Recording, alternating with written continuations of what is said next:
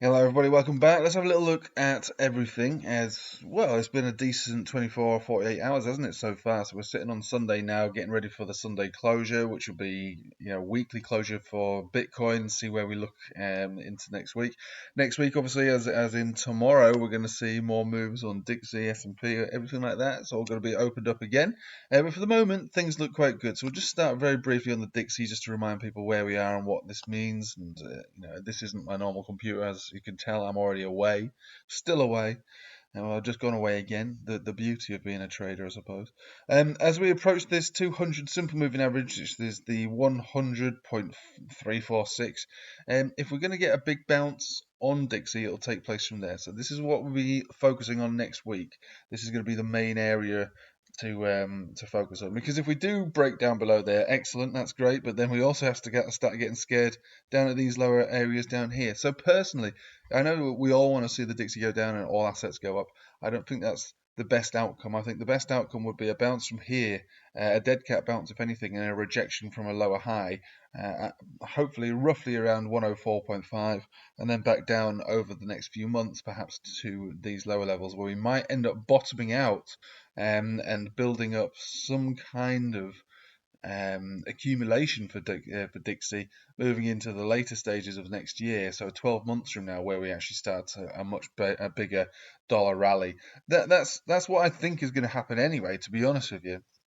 So to see the Dixie break down to this extent this soon, I'm not a big fan of that, because once the Dixie finds its bottom from a much lower area, again the bottom of this channel, and rises from there, that'll be it. Everything gets wiped off. Similar to 2022 bear market territory, maybe even faster and swifter, given the potential black swans that circle all these charts. Let's move over to Bitcoin then, as Bitcoin's looking quite good as far as its relationship to moving averages on the 4 hour specifically, as we've got golden crosses confirming now on a Sunday morning. So here we go then. We've got golden crosses on exponentials here, which is nice, giving you a decent support if we pulled back into it of around about 61,100. That would be a serious support to think about positions to take. You don't want to be taking any positions at this level.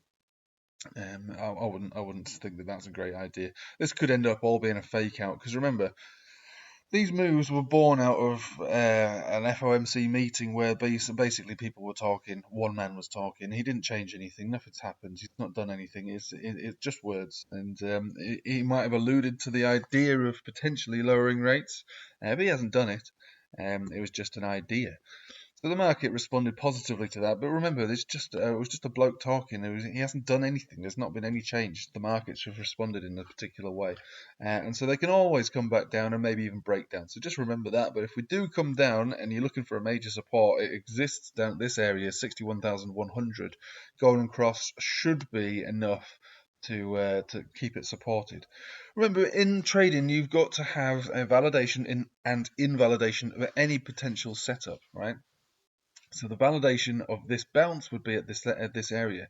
Positions to be taken here. If it doesn't work, it's invalidated. That's where you have a stop loss, and you're out the trade. You go, all right, that setup failed.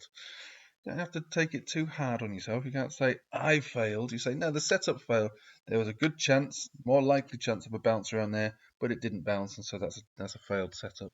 The next level below that would be based on a daily, which gives you major support on a 200 simple moving average, 200 exponential moving average, and a Bollinger Band center, which is down here at 59,500. Now, that's also a very strong area for a bounce, and that would be the last stage of any kind of bullish opportunity to bounce from there and go up to maybe even new all-time highs. But in validation of that would be a daily closure. I can't speak properly this one. A daily closure below 59,500. And if you see that close on a daily candle body, not a wick, a close below that area, you have to really start thinking, actually, maybe we are going to start moving down again. And I would be looking for the lower 50s, probably around 52,000, 53,000 to begin with. And again, that would be a place to take a position from, given the analysis that I've explained yesterday of the descending channel that we're in, which is a bullish formation, because it's a consolidation which is likely to end at some point, that being the bottom area of the formation. But then again, Invalidation of that would be closures of daily candle bodies below that area, and then you'd have to start to entertain realistically the idea of maybe coming down into the deeper, lower $40,000 zone and maybe into the mid 30s. But for the moment, these are just setups and opportunities and criteria for trade setups. That's all it is. I think some people get confused with that. You said 36,000. I've been waiting all day. No. Remember, validation, invalidation. It's a setup. You can't just have one idea and marry that. You've got to think about all the possibilities if you want to make money out of these markets. If you, do you know what I mean? It's like I don't play chess much, but the best chess players are the ones who think many steps ahead. They're the ones who win, not the one who goes, I'm going to move this pawn here, I think. Looks like a good idea to move the pawn forward. No, you'll never win. So it's the same kind of thing with trading. You've got to have multiple setups, multiple ideas, because the chart is not your friend. The chart is completely just doing its own thing, really, and it's your job as a trader. If you want to make money out of it, to try and interpret the chart best. And remember, it evolves with every second that goes by. There's no one setup that rules them all. So that is that, and that is the setup. That is the criteria. That's what we're looking at the moment. So again, moving into next week, it's going to be a strange week as Dixie approaches that major level, which could bounce a good 4% tank in the markets. Or we could move down to that level and break through it on the Dixie, and we could also pull back to these levels on Bitcoin and bounce significantly from it. So look, I'm okay to go long of these areas. I'm okay to get stopped out slightly below. There's plenty of setups all over the case, all over the place here. So it's definitely a relatively good trading environment, I would say, at this point right now. But for the rest of the day, as in what we should be expecting today, I think it's only fair to imagine that we do pull back at least to the 4-hourly support, into the $61,000 zone, see if we can get support there, because that's the more bullish of all the time frames. The 4-hourly has just confirmed golden cross, so that is the most bullish of all the time frames. Most altcoins, if not all, will follow because Bitcoin is the leader. Altcoins still not particularly dominant at all, although there was some nice moves over the last 24, 48 hours. They're not the thing to focus on. Bitcoin really is. And beyond Bitcoin is stocks, and beyond stocks is the Dixie. So look, tomorrow will be an interesting day. I think next week will be an interesting week. Right this very second in time, I'm quite optimistic about price action, but are we completely out of the woods? Not at all. We're still making a series of lower highs, lower lows. So if this does prove to be another lower high, you'll be looking for a lower low to form later. So look, I'll try and chill out and enjoy your Sunday. Whatever happened over the weekend, that's fair game. That's been pretty sweet. But moving into next week will be a very interesting week to see if the reality of these charts that they will continue to move up as S&P goes to try to make a new all-time high, and Bitcoin maybe even break out and go bullish if it were to start closing into the upper 60s, towards the 70s. That's a full-on breakout at that point. But right now, Sundays often find a bit of a sell-off moving into the evening because they're getting ready for, all the other markets to open on the Monday.